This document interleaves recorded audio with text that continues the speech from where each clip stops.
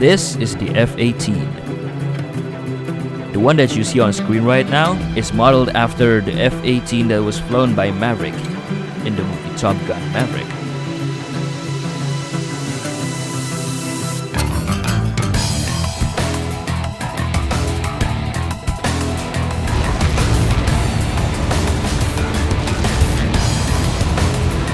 The F-18 Super Hornet is capable of launching from aircraft carriers, and it was meant to replace the aging F-14 fleet. You can tell that this F-18 is Maverick's by looking at the paint job. The F-18E Top Gun Maverick Edition and 5 other aircrafts are included in the Top Gun Maverick aircraft set DLC, and it was released on the 26th of May 2022 alongside the movie Top Gun Maverick. In this video, I will be mainly talking about the F-18E Top Gun Maverick Edition and compare it against the other F-18s. In Ace Combat 7, there are 4 F-18 variants. There's the F-18F from the base game, the F-18F Super Hornet Block III from the Cutting Edge Aircraft DLC, and the 2 F-18Es from the Top Gun Maverick Edition. I will be comparing these 4 aircrafts to see which version is the best and which one you should use in your gameplay. I will start by saying that I won't be including multiplayer specific parts because I do not play multiplayer at all. I only play single player and all the data comes from single player campaign. So, on the top left we have the F-18F.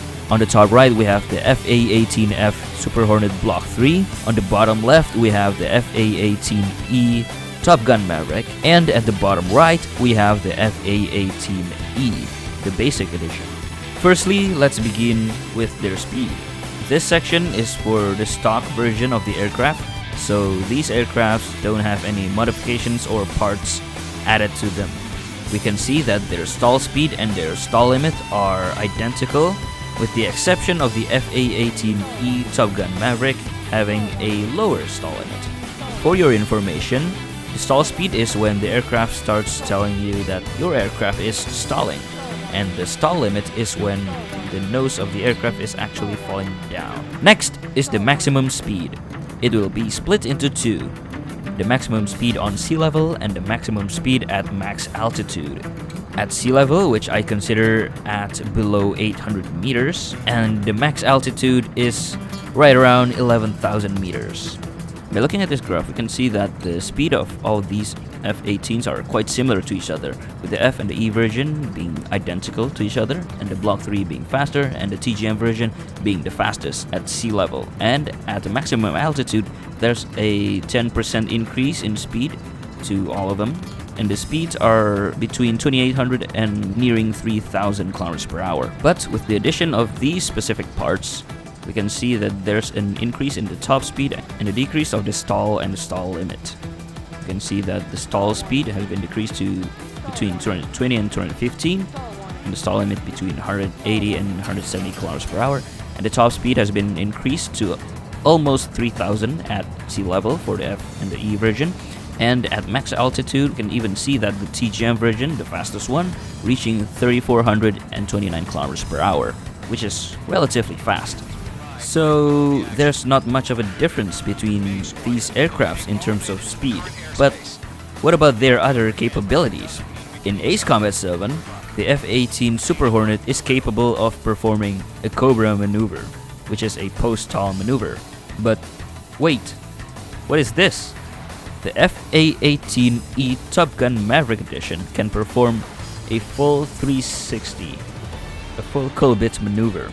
This capability is not present in the other F-18 variants in Ace Combat 7, which makes the F-18E Top Gun Maverick a better dogfighter than the other F-18 variants.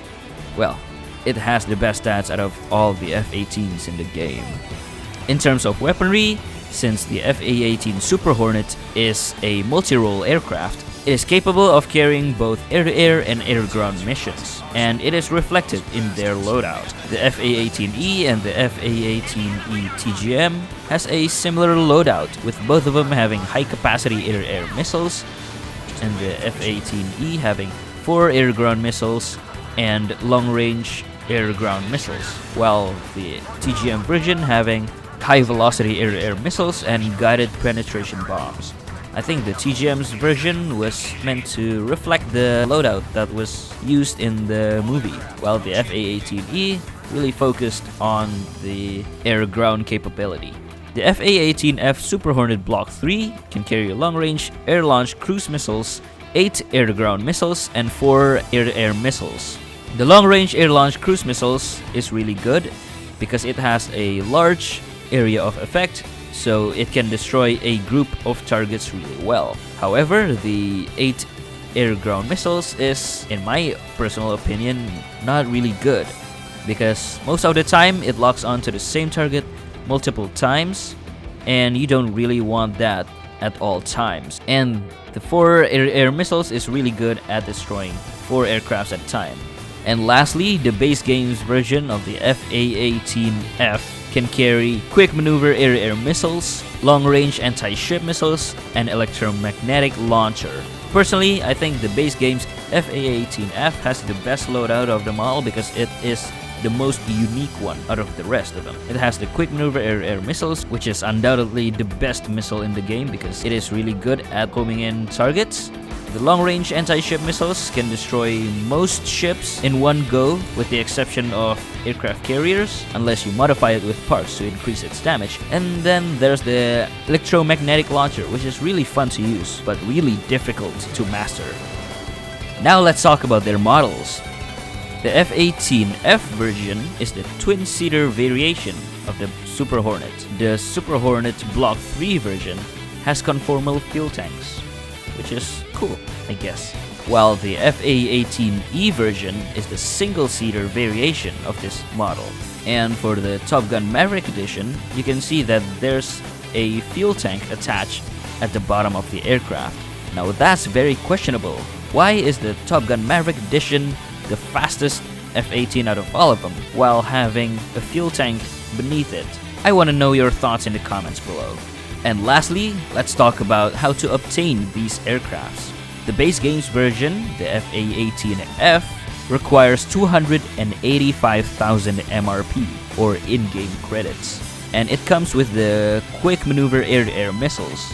But to unlock the other weapons, you need to spend an additional 30,000 MRP for each of the weapons. The F-18F Super Hornet Block III is part of the Cutting Edge Aircraft Series DLC. The series DLC includes 3 aircrafts, the F-18F Super Hornet Block III, the F-2 Super Kai, and the MiG-35. But you can also buy the aircraft alone, without the other 2 aircrafts, for $6. And for the other 2 F-18Es, they are a part of the Top Gun Maverick Aircraft Set DLC.